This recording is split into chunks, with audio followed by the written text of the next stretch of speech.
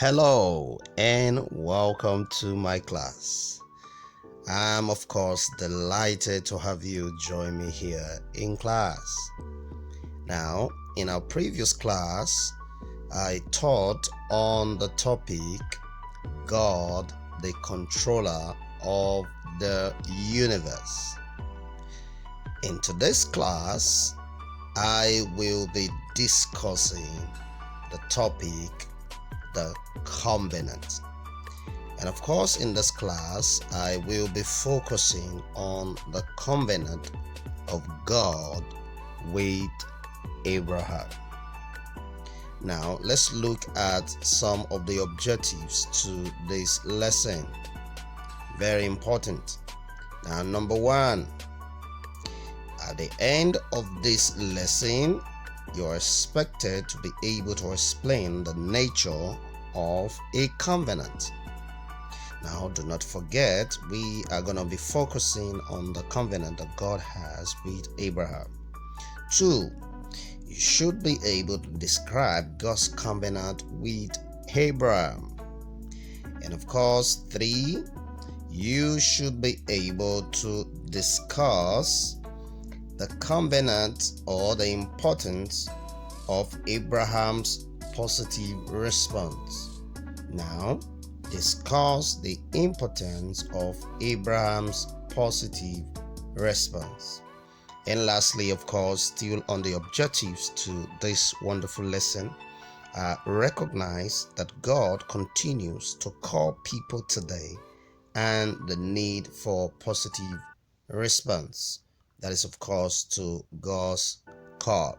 Now, right there, you could see where God called Abraham. Now, quickly, let's begin. Let's move into the lesson properly. All right? Yes. And like I said before, I do hope that by the end of this lesson, you will have a nice and beautiful time. Now, what is covenant? What is covenant? Now, I would like you to note that a covenant is a mutual agreement between two parties. I'll take that again. A covenant is a mutual agreement between two parties. Can we all say that together one more time? A covenant is a mutual agreement between two parties. Beautiful, beautiful. Now, note this, that the terms of a covenant are often binding on the parties. All right? That is the parties that are consigned in the covenant. Okay? And of course, there are equally, penalties if the agreement is breached. So I want you to take note of that. Okay, so there are actually some terms that bind. They call the terms of the covenant, and there are also some certain levels of penalties. Okay, that means if there is a breach, or a default in the terms of the covenant. Also, the breach of the terms by any of the parties can terminate the covenant unless the other party forgoes its legal right, and allow the covenant to, of course, subsist. Now, that is something you should take note of there. But again, the truth is, the two parties in the covenant could be equal, or one could be superior to the other, as was the case with Abraham and God. Of course, that is our case study. Abraham and God. God in this kind of covenant was superior to Abraham, which of course is a party, in the covenant.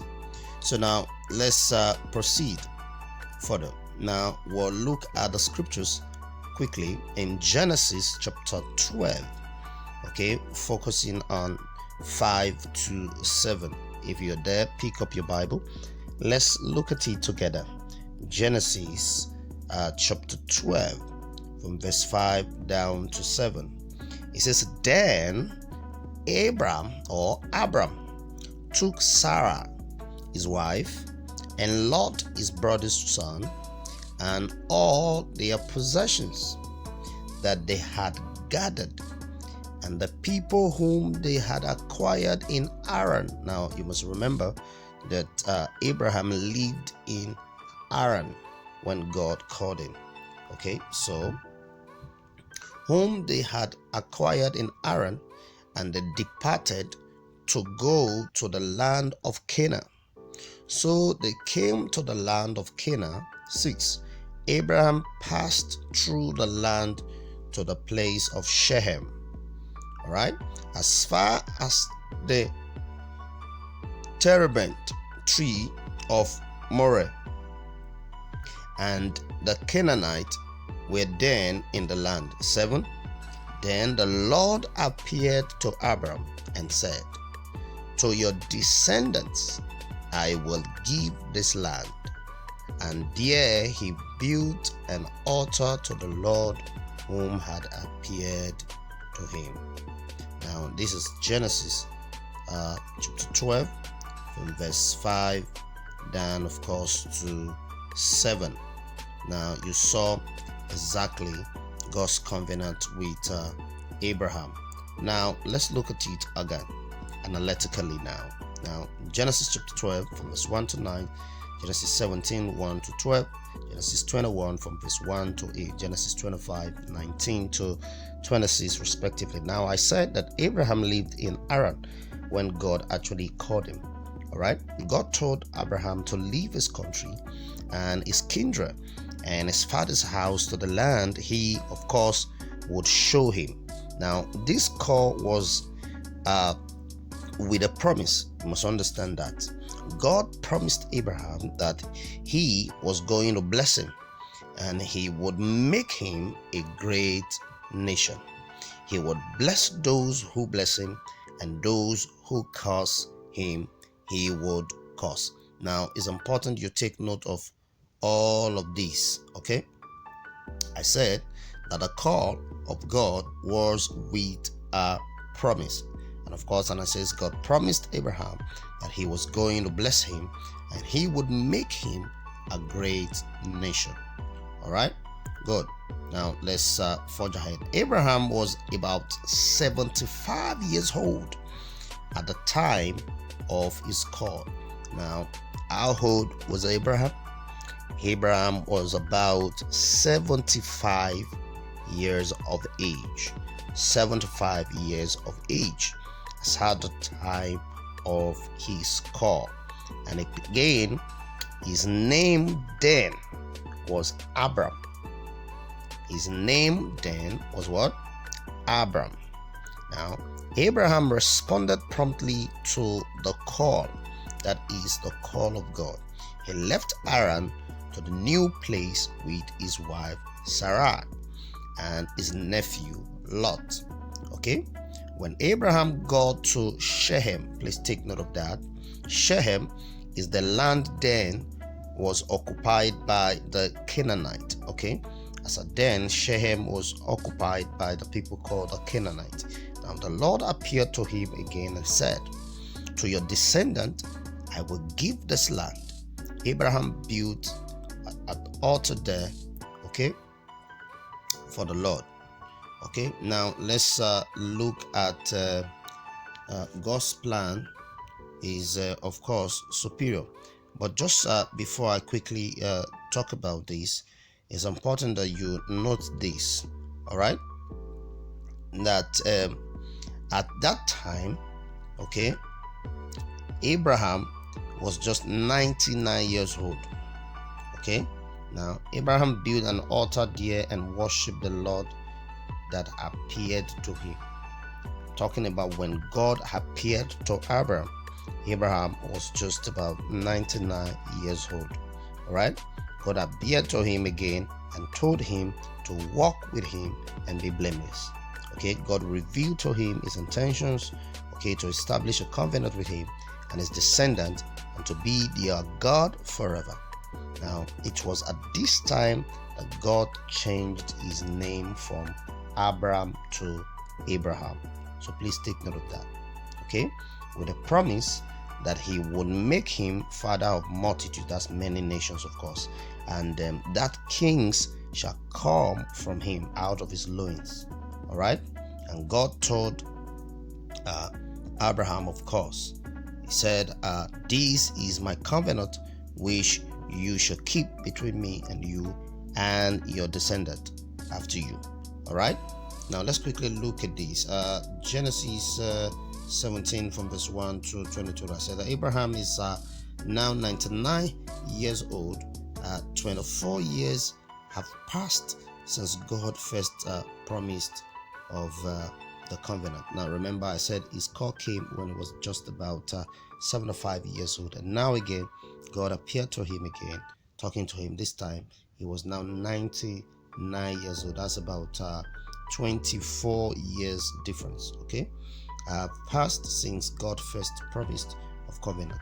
He's still called Abraham at this point, but he soon changed his name to Abraham. Okay, now that's important. And let's move on. Let's look at the scriptures quickly. This is Genesis 17 10 to 13. This is my covenant which you shall keep between me and you and your descendant after you.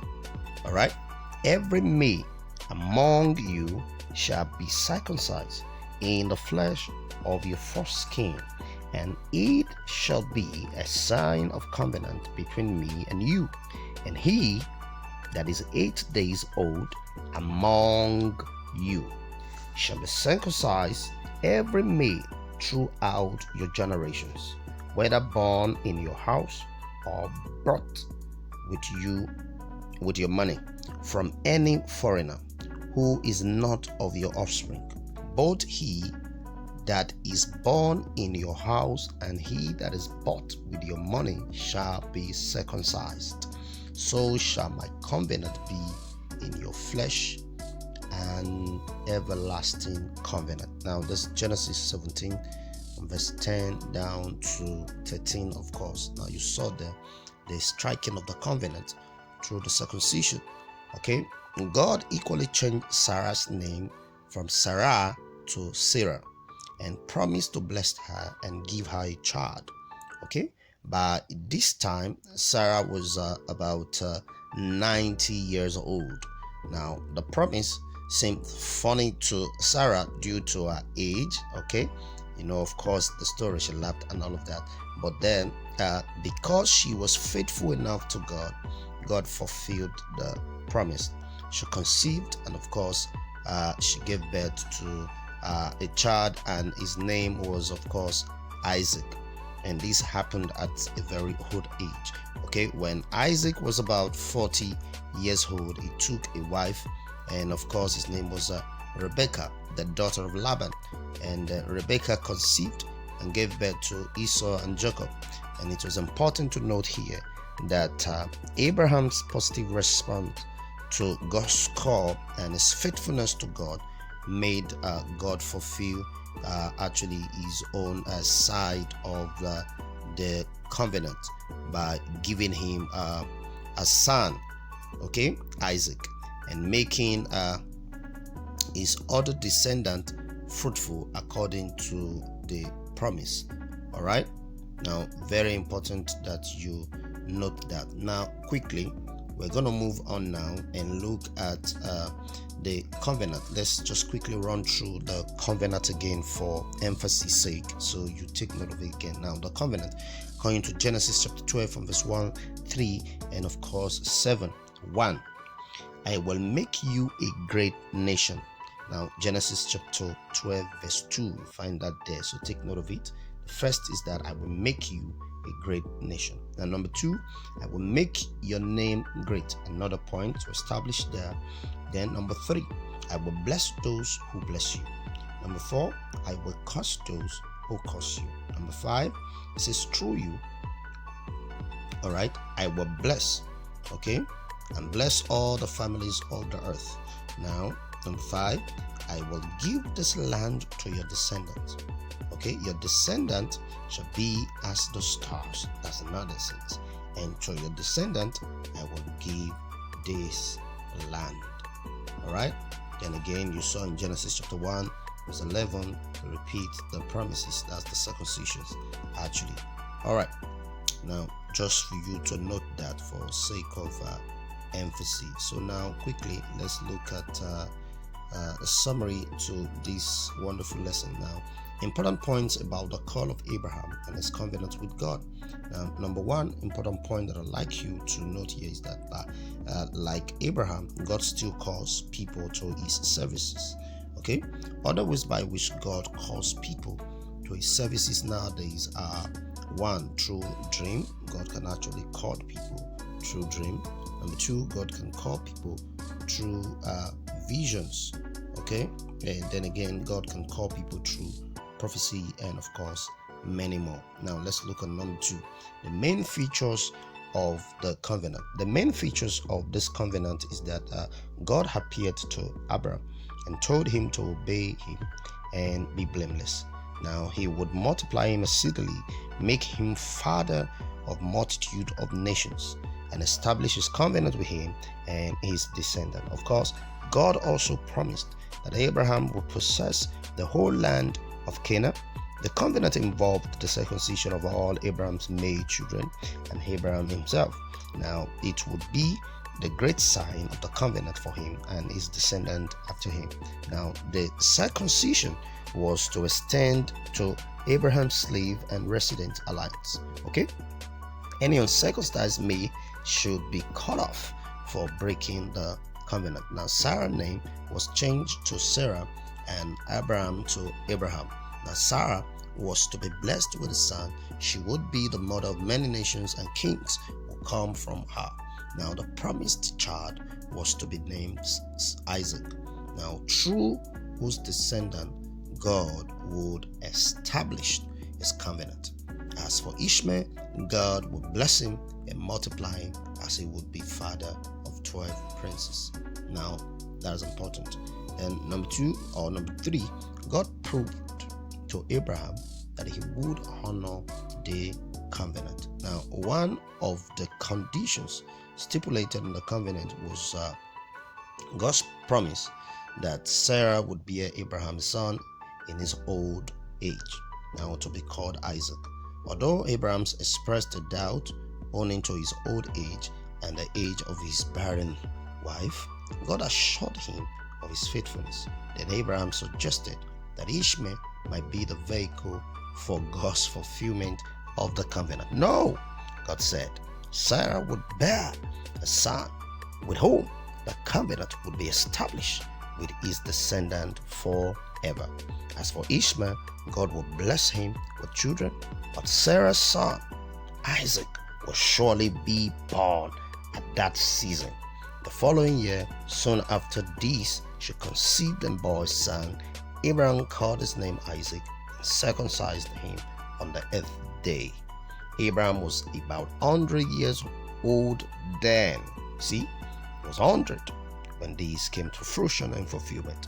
Sarah said that God had made laughter of her. Abraham celebrated the occasion with feast for his faithfulness to the covenant. All right. Now, quickly, let's look at the significance of Abraham's promise to the Christians. Now, number one, Christians must have faith and trust in God. Very important. Number two, God's instructions / words must be obeyed at all times. 3, God is faithful in dealing with his people. And number 4, spirit of patience / long suffering is necessary in the life of a Christian. You must have the spirit of endurance. Now, lastly, for the last, circumcision of the heart, that's the purity of heart, is necessary to obtain God's blessing. Very essential. And of course, names indicate personality.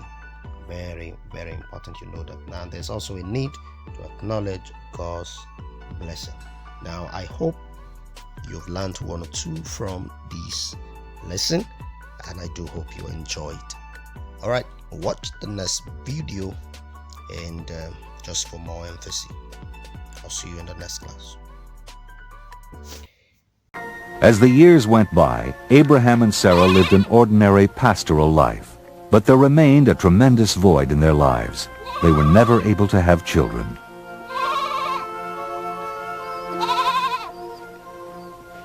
When Abraham was 75 years old, God challenged him to his first test of faith. In Genesis 12:1, the Lord said to Abraham, "Go from your country and your kindred and your father's house to the land that I will show you. I will make of you a great nation, and I will bless you and make your name great." Abraham left his homeland in Haran to embark on a treacherous journey of some 400 miles south to the land of Canaan. His faith was strong, and he did as God commanded. With no maps to guide him, and not knowing the languages, he had to barter for provisions as he traveled through strange and sometimes hostile lands. When the caravan reached Canaan, God once again appeared, and in Genesis 12:7, the Lord said to Abraham, "To your offspring I will give this land." Abraham continued his journey through the land of Canaan to the oak of Moreh at Shechem, and to the mountains to the east of Bethel, where he built altars, a tribute to his faith in God.